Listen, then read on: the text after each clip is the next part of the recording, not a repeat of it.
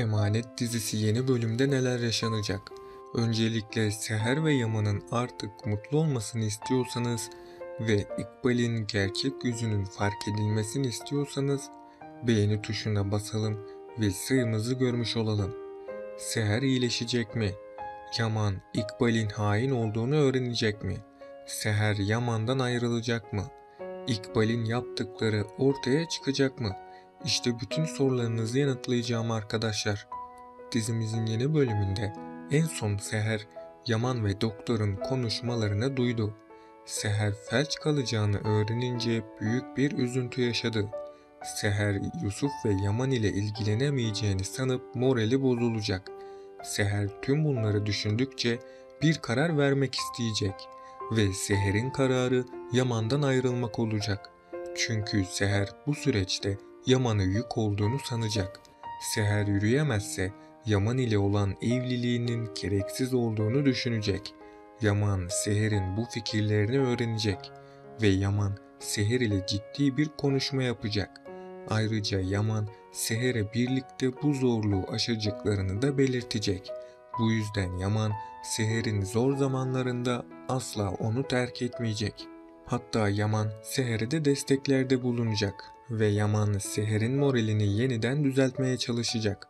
Yani Yaman'ın manevi desteğiyle Seher bu zorluğunda üstesinden gelecek. Yaman doktorun Seher'e sağlığını bozacak ilaçlar verdiğini bilmiyor. Ama hiç beklenmedik bir anda Yaman bu ilacı bulacak ve Yaman Seher'in yürüyememesinin sebebini öğrenecek. Yaman doktoru cezalandıracak. Ama doktor korktuğu için İkbal'in kötülüklerini açığa çıkarmayacak. Bu yüzden bir zamana kadar İkbal kötülüklerine devam edecek. Ama hiç beklenmedik bir anda İkbal'in sonu feci bir şekilde gelecek. Çünkü İkbal'in yaptığı kötülükler onun yanına kalmayacak. Bu yüzden yakında İkbal yaptıklarının cezasını çekecek. Yani İkbal kötülüklerine devam ederek kendi sonunu getirmiş olacak. Ayrıca Seher'in yürüyememe durumu da yakında çözüm bulacak. Yani yürüyememe durumu uzun sürmeyecek. Hiç beklenmedik bir anda Seher'de gözle görülür düzelmeler yaşanacak.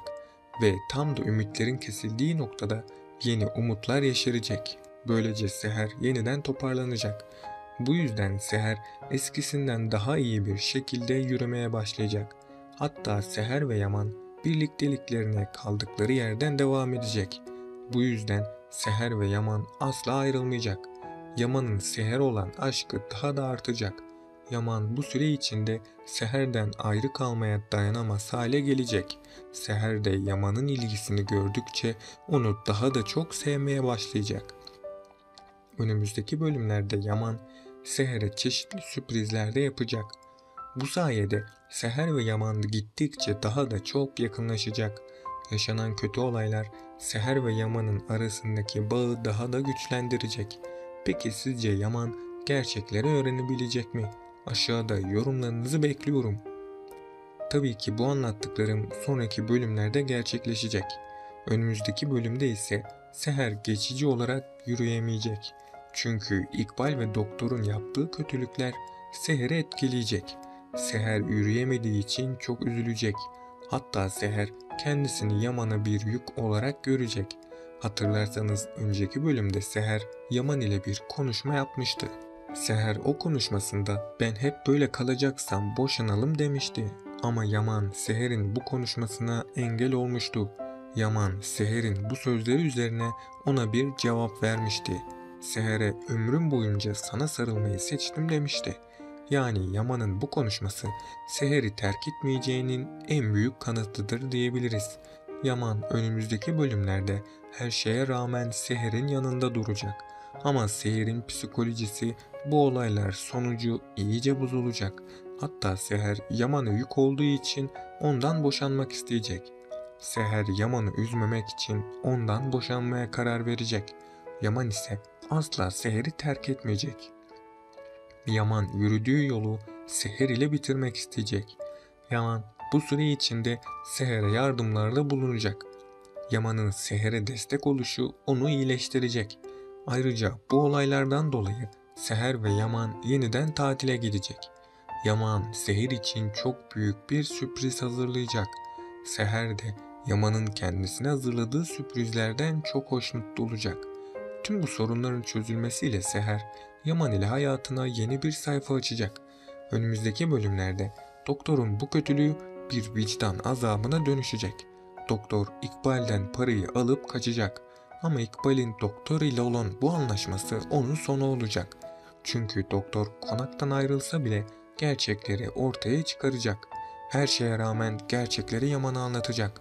Tabii bu gerçeklerin ortaya çıkması biraz zaman alacak. İkbal ise Seher iyileştiği için yeniden öfkelenecek. İkbal'in yaptığı son kötülük Seher ve Yaman'ı daha da yakınlaştıracak. Bu yüzden Seher ve Yaman için mutlu günlerin başlangıcı yaşanacak. Bu mutluluk sayesinde Seher'de gözle görülür değişiklikler olacak. Özellikle Seher'in yürüme fonksiyonlarında düzelmeler gözlenecek. İkbal de Seher ve Yaman'ın bu mutlu hallerini görecek ve İkbal iyice çıldıracak. Çünkü İkbal Kırımlı mirasının önünde Seher'i engel olarak görmektedir. Bu yüzden bu Kırımlı mirası ve gücü oldukça İkbal kötülükler yapacak. Hatta İkbal bu servetin tek hakimi olabilmek için de her yolu deneyecek. Hatırlarsanız İkbal en son Ziya sorununu çözmüştü. İkbal Ziya'nın duygularıyla oynayarak onu kendisine mahkum hale getirdi. Ziya da İkbal'i kaybetmemek için yaşananları yine görmezden geldi. Ziya gerçekleri ortaya çıkarmazsa Kırımlı ailesi felakete doğru sürüklenecek. Çünkü İkbal'in güç ve servet için yapamayacağı şey yoktur. İkbal amaçlarına ulaşabilmek için tüm kötülüklerine devam edecek. Bir zamana kadar da Yaman İkbal'in kötülüklerini bir türlü öğrenemeyecek. Çünkü Ziya uzun bir süreye kadar gerçekleri saklayacak. Aksi halde Ziya İkbal'i kaybetme korkusu yaşayacak. Ziya İkbal'i kaybetmemek için tüm aileye felaket dolu günler yaşatacak. Bu yüzden Seher ve Yaman aşkı zarar görebilir. Ama Yaman asla Seher'i yalnız bırakmayacak. Hatta Yaman Seher'in en zor zamanlarında ona destek olacak. Bu sayede Seher ve Yaman bu zorluğunda üstesinden gelecek.